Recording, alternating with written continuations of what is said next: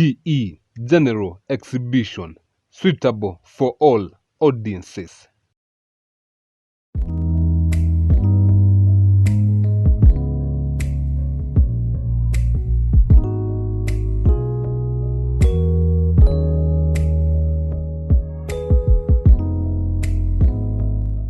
Hi, my name is Leah Gicia. Welcome to Raising Beyond.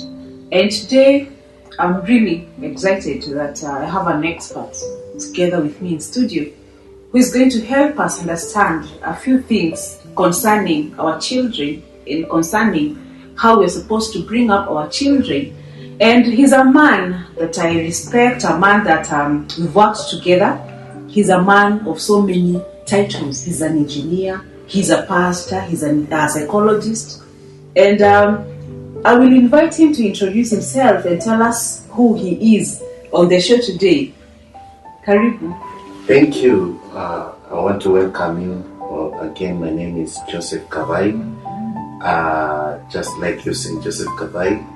Leah is a friend and a colleague and a dear one. So today we just want to talk about our children, because that is everything. That is our investment. That is our tomorrow. Because that is what we are going to leave behind. And for men, when you leave as a child behind, you want to leave especially a male species. But how are we training them? Are we training them in the right manner or the right way? So that is what we are going to be talking about. Thank you. Wow. I'm so happy that you found time to come and be with us. Thank you. And one thing I know is that you're so passionate about parenting. Yeah. Mentoring young ones and instilling good behavior in them. We're talking about children today. And in the era that we are in, the society, the social media, the pandemic, the coronavirus time, all of a sudden children are no longer going to school. So definitely there are so many changes that have occurred in our young children. Maybe you can start by defining who a child is, and we'll pick it from there.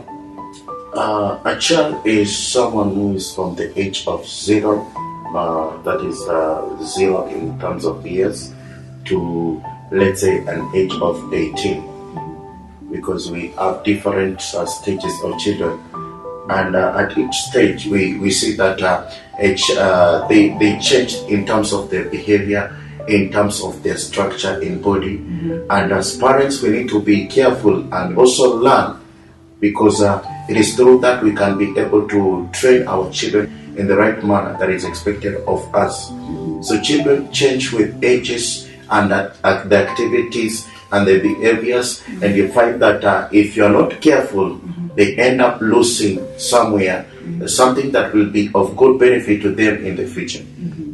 And you've brought it out very well that a child may change as they grow with the developmental stages, from this age to the other age. So many things happen in between. Yeah. And the most important thing is for us as parents to understand the impact that we have in the upbringing of our children. Yeah. The role that we need to play to bring up our children.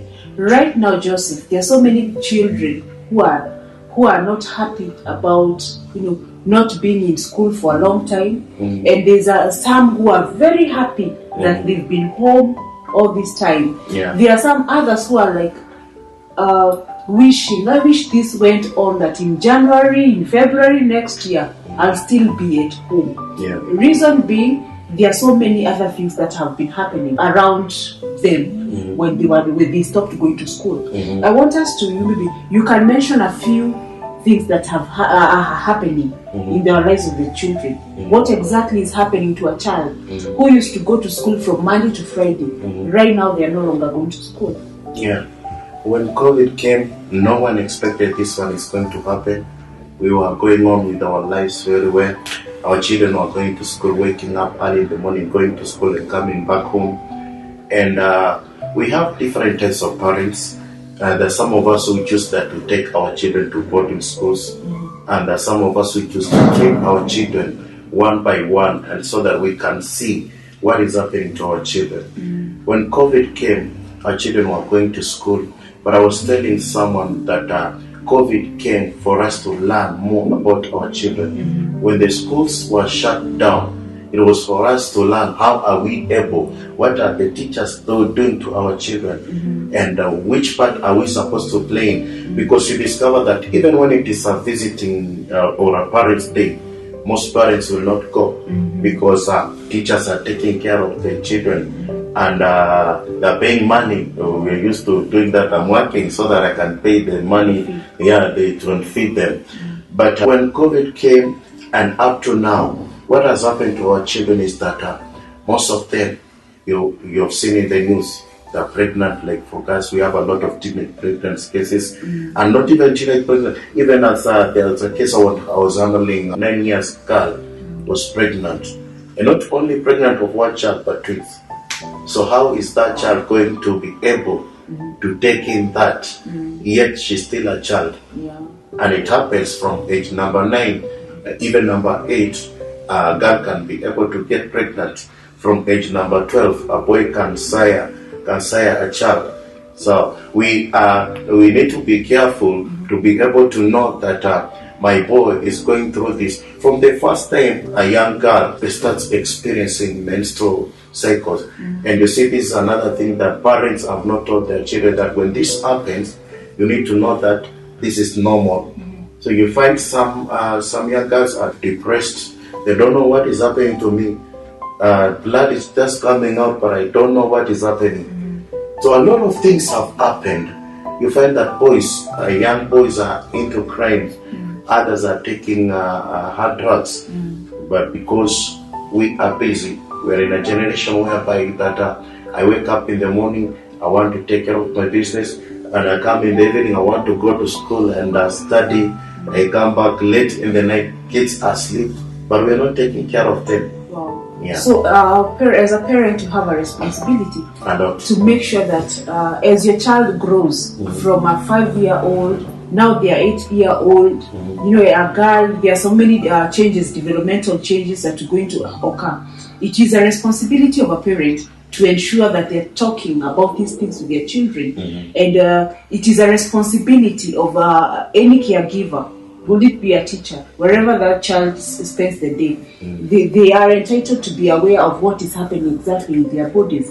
And so today, in the era that we are in right now, our children are so much in the social media.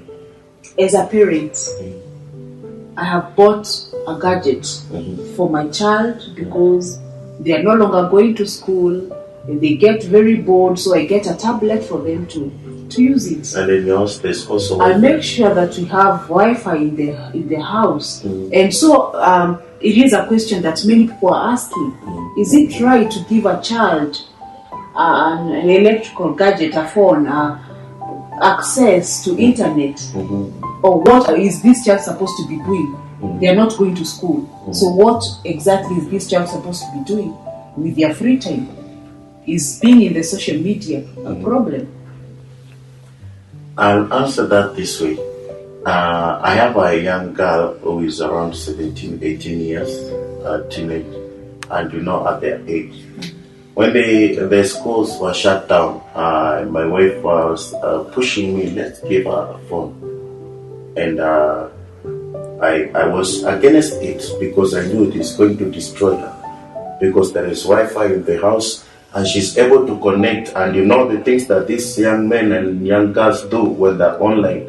There's a case I was told somewhere that small kids around 5 years, girls, went to hide in the room and they were Googling how boy and girl sleeps in the bed. So whatever you feed your children or whatever happens around, because they're eager to know what is happening, they will go to that gadget you have given them. They will search whatever they want to know, because we are in a different generation where that they don't want to be told. And when they're depressed, they will go to the room, shut the doors, and when you knock to the door, even no matter what name you call them, they say, I don't want to talk to anyone. They're busy on their gadgets. When you come back in the evening, they're busy also in the gadgets. So there is no relationship between parent or guardian and the children. So that ends up destroying the relationship and the bond that is there between the two. So yes, I'm in support of that only if it is for learning purposes.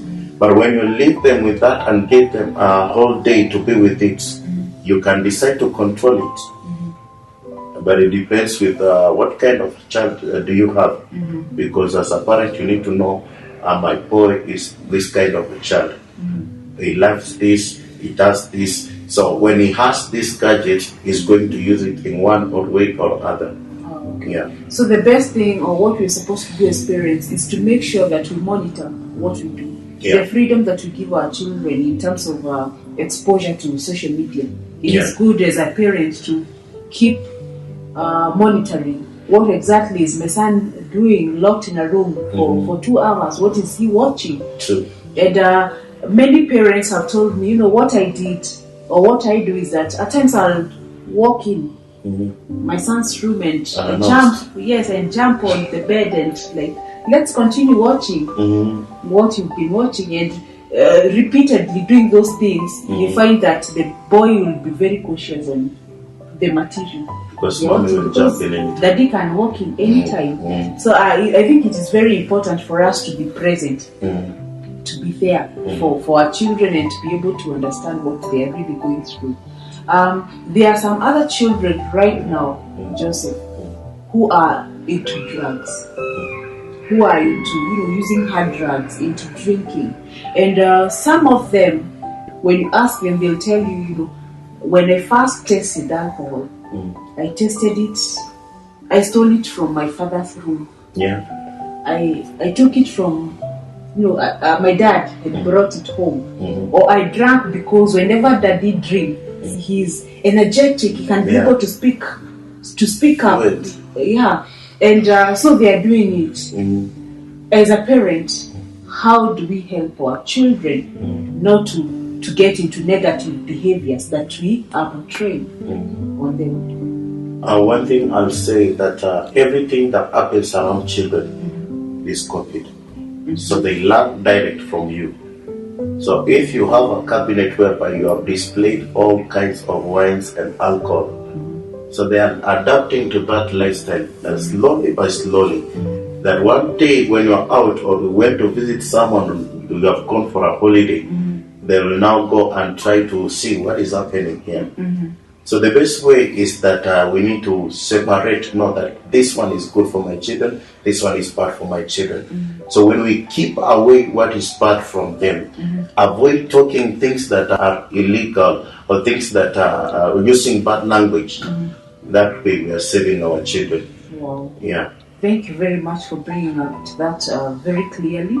We're going to take a short break, but when we come back, you'll take us through maybe how we can help our children with their self-esteem. There's a child right now who's very depressed because body-wise they are growing, they did not proceed to the next class, and so their esteem is down. They no longer believe they are beautiful. They no longer believe they are handsome because as they were playing out, some other children called them names.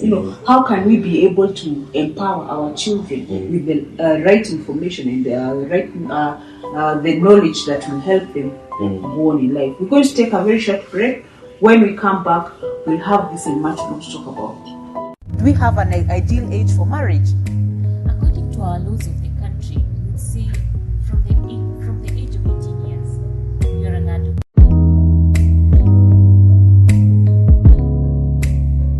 Are not going to school, it is loss.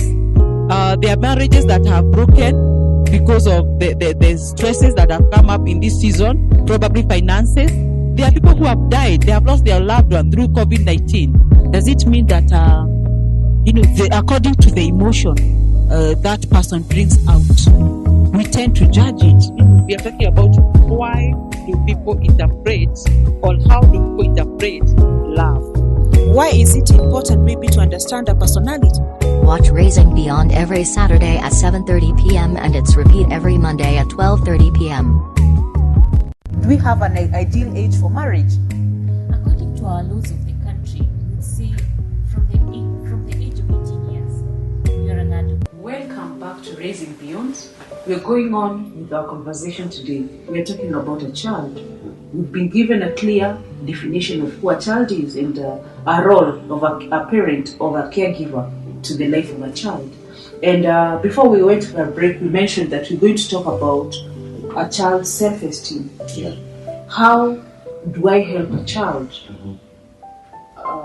understand that they are good? You know, they could be performing poorly in school, but they are better on another thing, maybe sport or another thing. How do we help with a child's self-esteem? Yeah, there's something that you just talked about when I was talking about this, that you were bringing out their self-esteem. But at the same time, that child, does he really or she know who he is? So let's start here. And the first thing that we need to help our children is that we need to help them to know who they are. Self-awareness. Yeah, what they are made of. Because I told you I have a teenage in my house, and she was performing. We changed from one school to another, and she was performing in the other school very well. But when she came to this one, which was a national school, now the performance went down. So anytime my wife could tell her, you see how you're performing, this is bad, and you know those big words. But there came to a time, now through psychology, I told her, now, why don't you apply this way? Start encouraging her, telling her that this one you have done better, it's not good, but you have done better. Next time you are going to perform better. So we were motivating her step by step. And from a D, she's now having a C+. And from 3, yes, she was having D's, everything D and E's. So you see that one step is that you motivate them to bring out the real character. And as parents, we have this problem that whereby if I am an engineer or a pastor or a counseling psychologist, I want my child to take over the same because we want to carry on the same heritage. But that is wrong, because we discover that inside our children there are so many things that we can nurture so that they become to whom they want to be in their lives. So we allow our children to follow their own road, but guiding them in the right manner. So when you allow them to do what motivates them, it brings out the right person that they're supposed to be. And that's why you find that we go to universities, we go to schools. You are doing a master's in ICT, but that master's is your parent who pushed you to do that master's. Is your father who told you, I am an engineer, you must, it's a good career. I mentor young men who have done this funny kind of degrees that they are not marketable here in Kenya. So once they are sent to do, because it's a big name, masters in biochem, a masters in geospatial, she found that those things cannot be applied here. They can only be applied in countries that are outside Africa. And now that boy has no capacity to apply for jobs outside. The mother or the father who was pushing that child has no access to the outer world. So how do we help this child? Because they will end up becoming what they are not supposed to. And you find that these boys and girls are very depressed because they went out of school. You know, that happiness you have when you're leaving university. I'm going to get my first job, and you have already started planning what you're going to buy, because you are not given the right guidance. And that's why you find that you have not done the right thing. Wow. Yeah. You've mentioned something very important that our parents, I would want you to follow through. That the language you use with your child can either break them or build them. When a child does something, especially performing poorly in school, instead of me as a parent start using very harsh language on them, using a better language of love to your child can help the child improve. Very true. You've also mentioned about as parents imposing our values to our children, including our careers. We want our children to live our lives. Yeah. Forgetting that a child is independent. He can think for himself. Or what he he can did not achieve. Yes, he can make those decisions for himself. Mm. You did not manage to become a pilot. You know, as we were growing up, everybody wanted to become a pilot. Yeah. And we got to a point we realized, wow, that one is not for everyone. And so because I am not a pilot today, I am very determined to push my daughter to becoming one, forgetting that they have their own emotions, they have their desires and then their dreams. I'm going to expound more on career, allowing your child make the right decision. And maybe as a parent, there's a parent who's looking at their child. They have gone back. They've gone back to school. They are soon going to do their final exam in secondary school, and they still think their children should become what they are. How do we help that parent who's watching us? How do we help this parent? One is that I'm sure by now they are doing the exam. They already selected. You know, it starts from selecting subjects. That is our system of education. So retracking that and going backwards, it is very difficult. So one is to allow that boy, young girl, to tell or express herself and tell you that mommy or daddy, I want to do this. Yes, I wanted to do this or achieve. And also get motivational speakers and career guiders who will tell or guide them through what they want to do. I've done this with my daughter. She has her first career, and now she also have a second career. So if she fails or she's unable to achieve the grades that she's supposed to enter into university to do that course, now she will go for the second career, meaning it's a win-win and not a loss.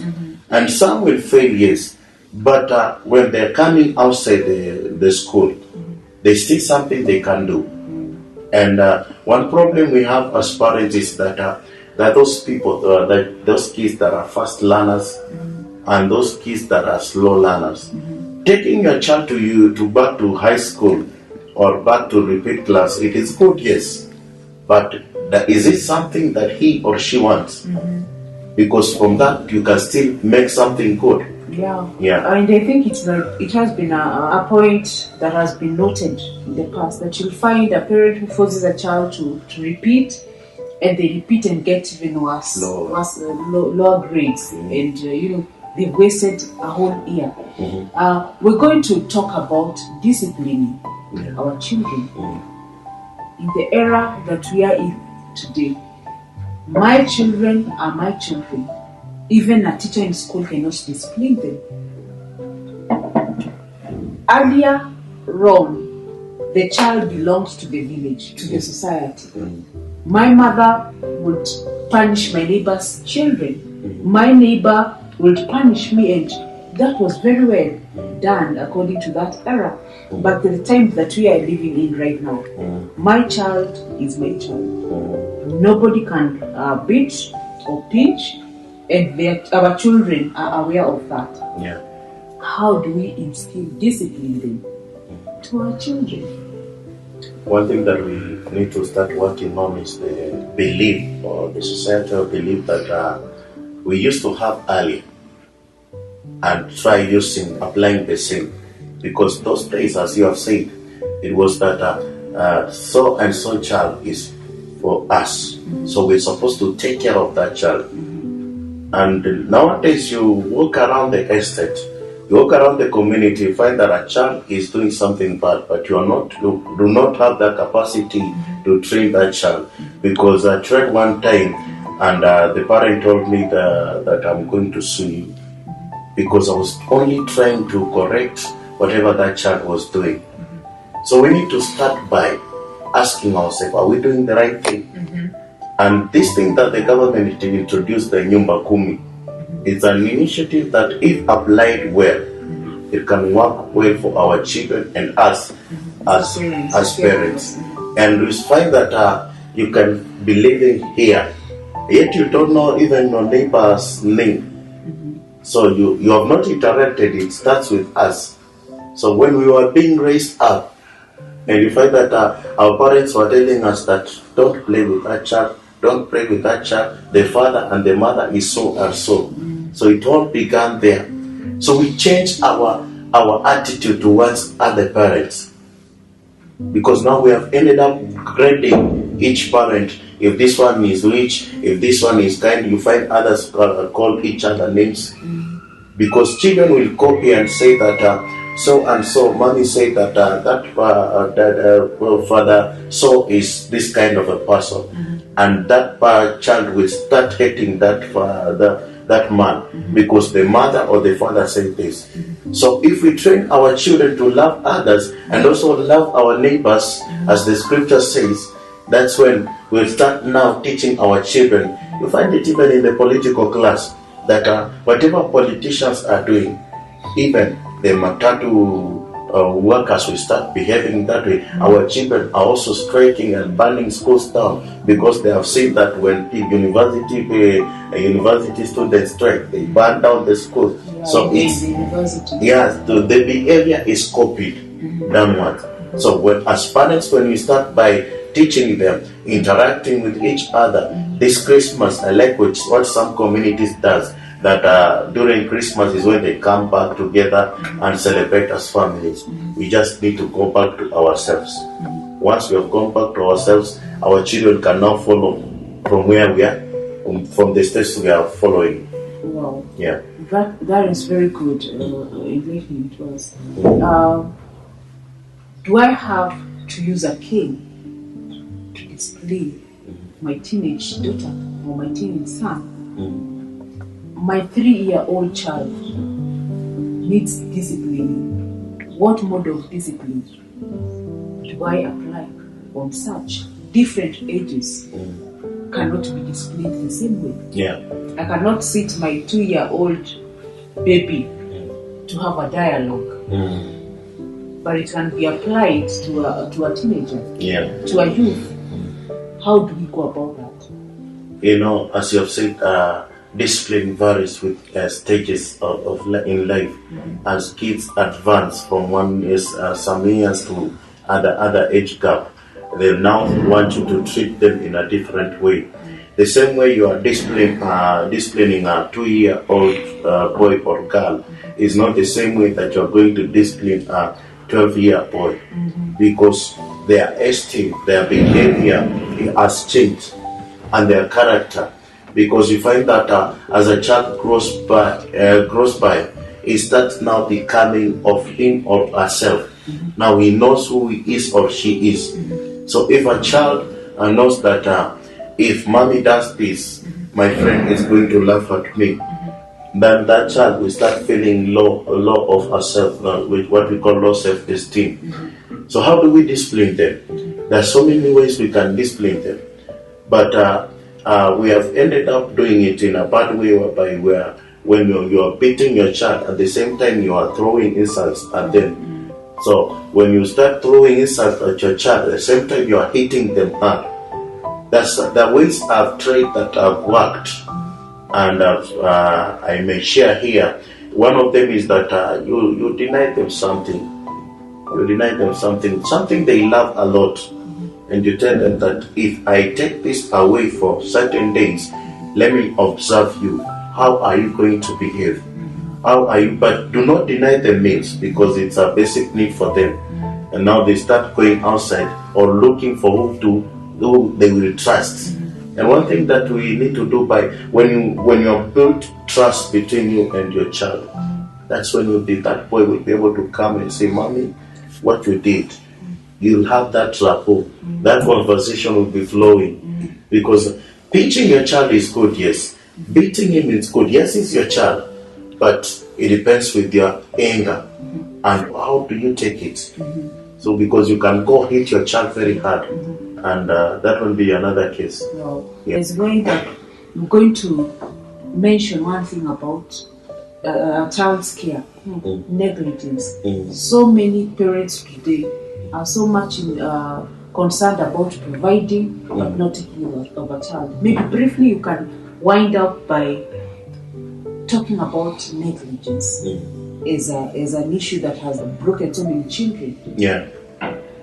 negligence is a big issue, and as parents we need to take it very serious, because when you have neglected them and you come back and you want to speak to them, they will not speak to you because you have not built that trust that they need as a parent for you to speak to them and they to speak back to you. They do not believe that you can solve their problem. So as a parent, you need to be sensitive and you need to be ready that yes, you're busy looking for money, you're busy sorting this and that, but sit down with your child, depending on what they are taking in their assignments, guide them throughout everything so that they can be good people instead. That is so powerful, and as parents we need to know that it is our responsibility to build or break our children. It is our responsibility to give them the right information, the right support for them to become better people in the society. Maybe just if you can give of your contact, where you are, so that at least somebody who feels they need a mentor to work with their children can reach out to you. Yeah, my number is 0723 1300 16, and you can find us in town. We have an office there, that is at the Funding House. Anytime you're in town, just call that number and we'll connect. You can repeat the number? The number is 0723 1300 16. Thank you very much, our viewer, for staying in to have this conversation with us. We've concluded that it is important for you as a parent or a caregiver to be cautious of the language that you use on your child, how you behave around them, because our children are growing through observing what we do. When my child grow up admiring me as their role model, it is important for me to find out whether I am setting a good example to our children. That's all the time we had for today. Join me next week as we continue with this and many more other topics. Thank you.